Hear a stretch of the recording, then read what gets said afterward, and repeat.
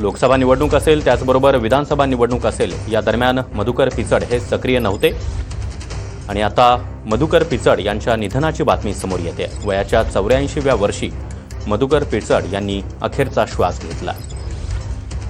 तर आणि या संदर्भात अधिक बोलण्यासाठी भाजपचे नेते प्रवीण दरेकर जे आपल्यासोबत आहेत। दरेकर, एक दुःखद बातमी आहे, मधुकर पिचड यांचं निधन झालंय।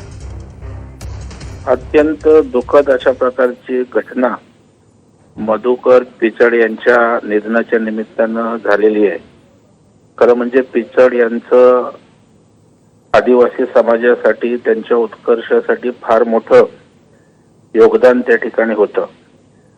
अनेक ठाणे जिल्ह्याचे पालकमंत्री म्हणून अनेक वर्ष त्यांनी ठाणे जिल्ह्यात काम केलं, आदिवासी विकास मंत्री म्हणून काम केलं, प्रदेशाध्यक्ष म्हणून पक्षाचं काम केलं आणि एक